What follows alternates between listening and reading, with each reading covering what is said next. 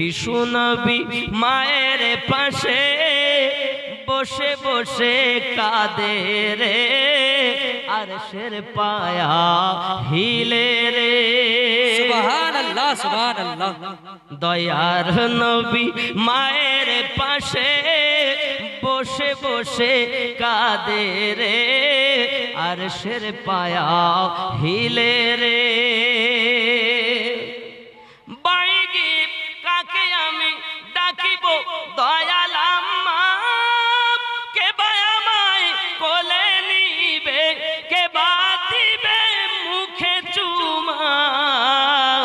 গর্ভে এতিম পিতা হারা, গর্ভে এতিম পিতা হারা, মাও গেল চলে রে, আরশের পায়া হিলে রে।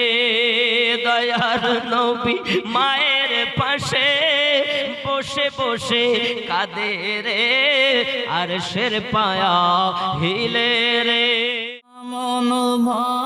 মাহফুজ এইচডি মিডিয়া, আহলে সুন্নাত ওয়াল জামাতই একমাত্র মুক্তির পথ। আমার সোনা মানিকের আম্মা জান আমেনা রাদিয়াল্লাহু তাআলা আনহার ঘরে আপনার কিনা খেয়াল করুন, আমার আপনার নবী খাজা আব্দুল মুত্তালিবের কাছে আপনার বসে আছেন। এমনি সময়তে আপনার কিনা বলা যায় আমার নবী, আপনার নবী সাল্লাল্লাহু আলাইহি ওয়াসাল্লাম বলেন, দাদু আমার আব্বা কই?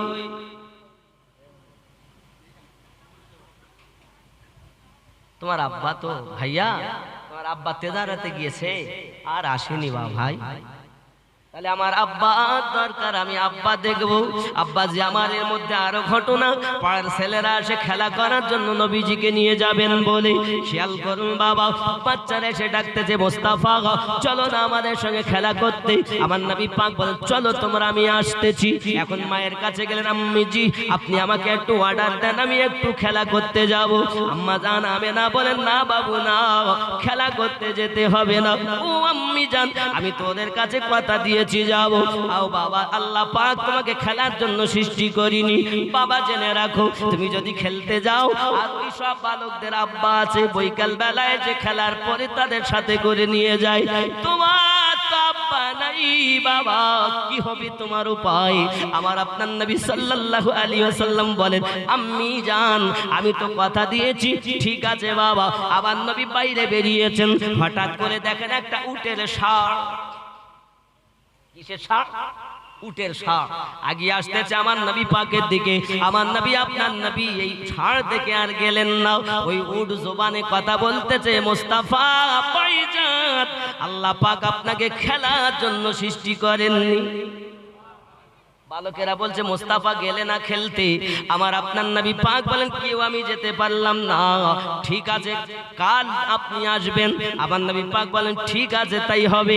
এমন সময় দ্বিতীয় দিন আমার নবী আপনার আবার বেরিয়েছেন যাবেন বলে, হঠাৎ করে দেখে আওয়াজ ভেসে আসতেছে কানে, ইয়া মুস্তাফা ইয়া মুস্তাফা। আমার আপনার নবী চতুর্দিকে তাকাইয়া তাকাইয়া দেখতেছেন, হঠাৎ উপর দিকে চাইয়া দেখেন নুরানি চেহারার একজন মানুষ হাত ছাউনি দিয়ে বলতেছে, ইয়া মুস্তাফা ইয়া মুস্তাফা, ভাইজান আল্লাহ আপনাকে খেলার জন্য সৃষ্টি করেননি।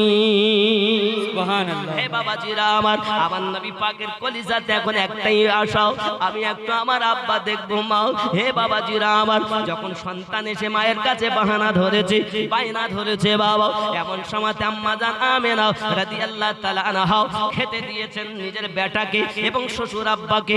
খেতে যখন দিয়েছেন এমন সময় আমেনা বলতেছেন, শ্বশুর আব্বাজি একটুখানি আপনি আমাকে বিদায় দেন, আমি অনেকদিন আব্বার বাড়িতে যাই না, আমি আব্বার বাড়ি থেকে ঘুরবো আর ওখান থেকে বলি না জার হয়ে যখন আসবো আমার বেটাকে আমার স্বামী রওজাখানা দেখে নিয়ে আসবো। আব্বা আপনি আমাকে বিদায় দেন। খাজা আব্দুল মুত্তালিব খাবার খেতে খেতে খেতে খেতে ছোট বালকের মতো কান্না শুরু করে দিয়েছেন বাবা। হযরত আম্মা জান আমিনা রাদিয়াল্লাহু তাআলা না বলেন, ও আব্বুজি কেন কেন কেন আমাকে বিদায় দেওয়ার কথা বলেছি আর আপনি কাঁদছেন কেন? যদি না যেতে দিতে ইচ্ছা হয় আমি আমিনা আপনাকে ছেড়ে যাব না।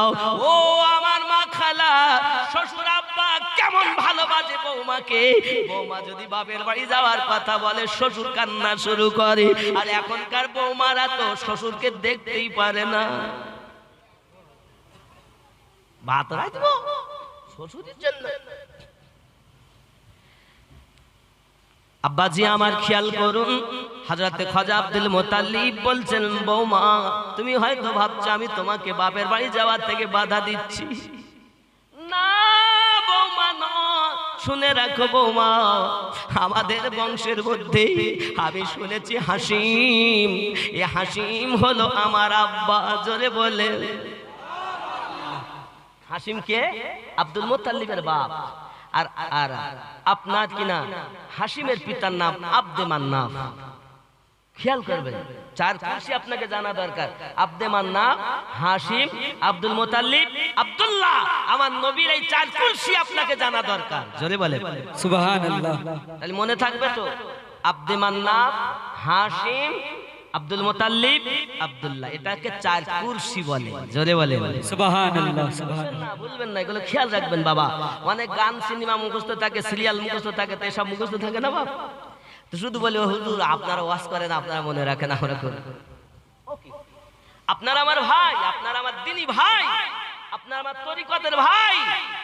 এবার আপনার অনুরোধ করব, আমি যতটা বলছি আমার রিসার্চ করা, আমার গবেষণা জ্ঞান গর্ব আলোচনা করছি, এগুলো আমার পীরের দান। জোরে বলে সুবহানাল্লাহ। আমার কোনো ক্ষমতা নেই বলার, বলায় তাই বলি। বাঁশের বাঁশি দেখছেন? বাঁশের বাঁশি দেখেননি? দেখেছেন বাঁশের বাঁশি? এ বাঁশের বাঁশি বলো নিজে বাজে না, ওরে কেউ বাজায়, তা আমারে কেউ বাজায় তাই আমি বাজি। জোরে বলে সুবহানাল্লাহ।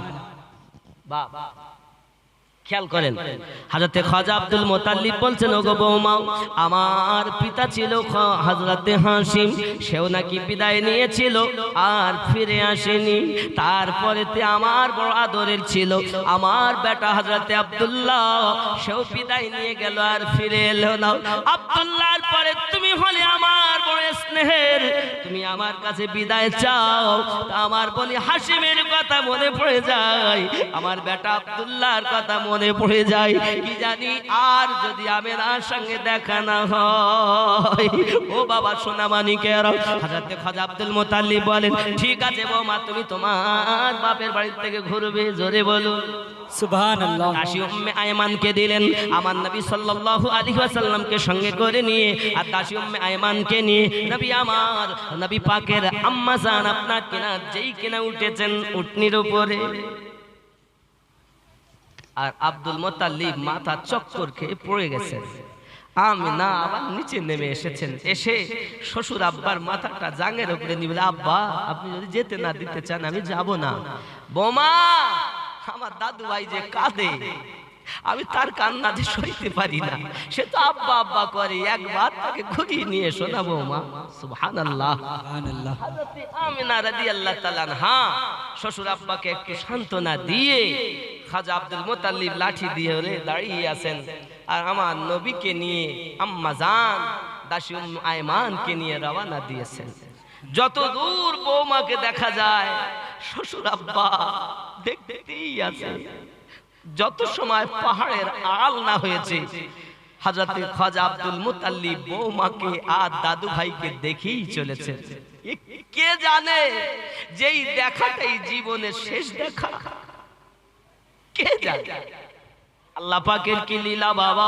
আমার আপনার নবী সাল্লাল্লাহু আলাইহি ওয়াসাল্লামকে নিয়ে, আপনার দাসী উম্মে আয়মানকে নিয়ে মদিনা শরীফে আপনার কিনা সংবাদ প্রচার হচ্ছে বাবা। হে সোনা মানিকেরা, আমার নবী আসবেন মদিনায়। মদিনা বাবা আপনার সমস্ত মানুষ আনন্দে উৎফুল্ল, সব দাঁড়িয়ে আছে লাইনে। এই বুঝি আমিনা আসবে, এই বুঝি আমিনা আসবে। আব্বাজি আমার হঠাৎ করে সব দাঁড়িয়ে দাঁড়িয়ে দেখতেছে, ওই দেখা যায় পাহাড়ের দিক থেকে ওই যে মনে হয় আলো জ্বলতেছে, পূর্ণিমার চাঁদ উদিত হয়েছে, মনে হয় ওটাই মোস্তাফা।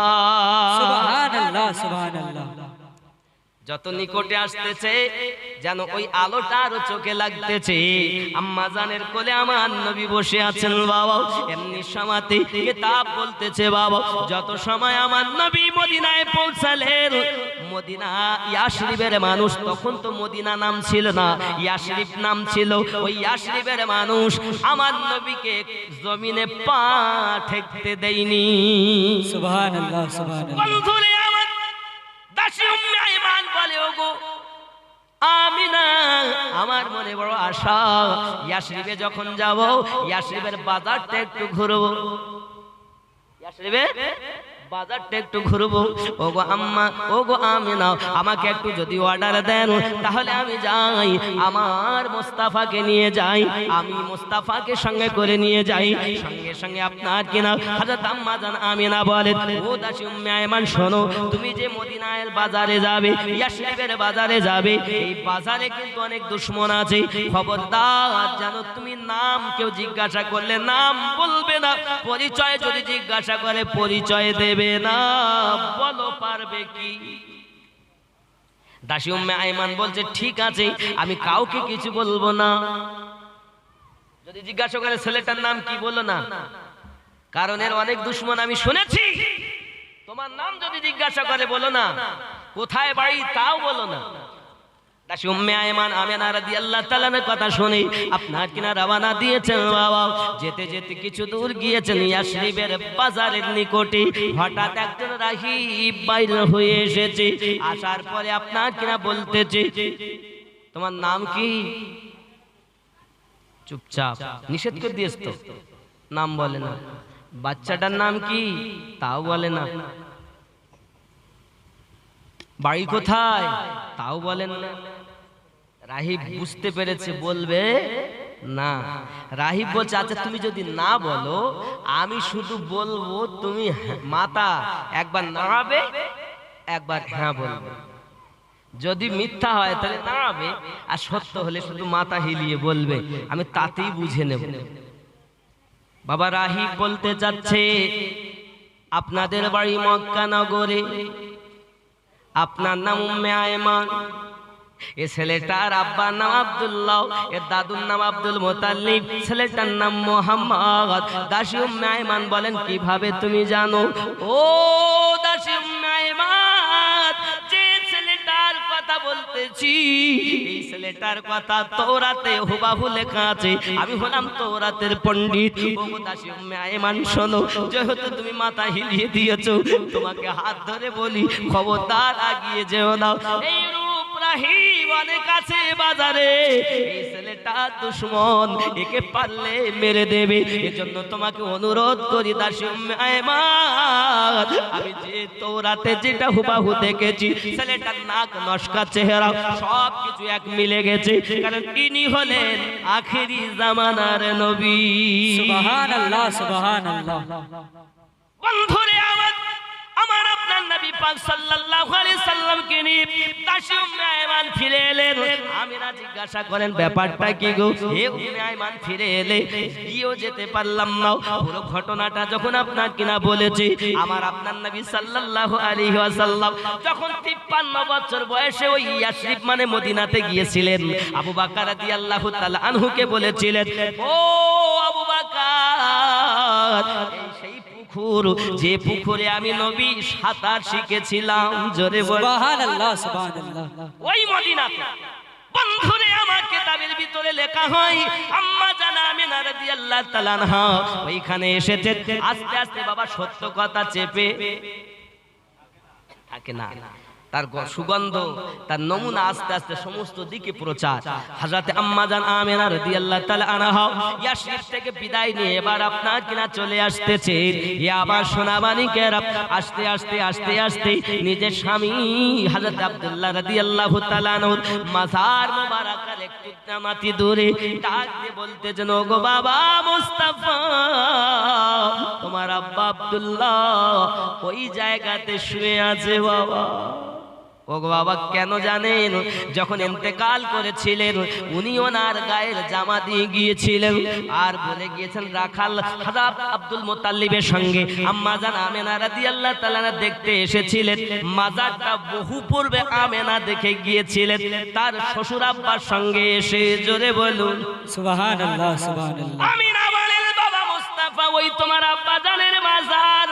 হযরত আমিনা আমিনা রাদিয়াল্লাহু তাআলা আনহা আমার নবীজিকে নামিয়ে দিলেন। টুকটুক করে আমার নবী চলে গেলেন মাজারের কাছে। আব্বুজি আব্বুজি, আমার নবীজি ওখানে কান্না করতেছেন। এদিকে আম্মা জান আমিনা রাদিয়াল্লাহু তাআলা আনহা স্বামীর সঙ্গে আপনার কিনা দূরে থেকে কান্না করতে করতে নিজে আপনার ঘুমিয়ে পড়েছেন। হঠাৎ করে স্বপ্নে দেখতেছেন ওই মাজারের উপরে যেন খাজা আব্দুল্লাহ রাদিয়াল্লাহু তাআলা দাঁড়িয়ে গেছেন আর আমেনাকে হাত ছাউনি দিয়ে ডাকতেছেন। এ যুবক, যখন ঘুম ভেঙে গেল, হুঁশ ফিরে গেল, এমন সময়তে আপনার কিনা দাসী উম্মে আয়মানকে ডাকতেছেন। হে দাসী উম্মে আয়মান, আমার চেহারা ভালো লাগছে না, শরীরটা ভালো লাগছে না, মাথাটা খারাপ মনে হয়, আমার মুস্তাফাকে একটু ডেকে দাও। আমার আপনার নবী সাল্লাল্লাহু আলাইহি ওয়াসাল্লাম যেই কিনা আম্মা জানের অবস্থা দেখি দাসী উম্মে আয়মানের জাঙে আমার নবী পাকের আম্মা জানের মাথা মোবারক। এমন সময় আমার নবী পাক এসেছেন। আমিনা বলতেছেন, বাবা মুস্তাফা, এই রাস্তায় আসা ইয়াসরিবের সমস্ত ঘটনা তুমি যখন বাড়ি যাবে সব তোমার দাদুকে বলবে। ওগো বাবা মুস্তাফা, প্রত্যেক নতুন জিনিস পুরাতন হয়ে যায়, আমিও পুরাতন হয়ে যাব, হয়তো আমি আর থাকবো না বাবা, তোমাকে অনুরোধ করে যাই।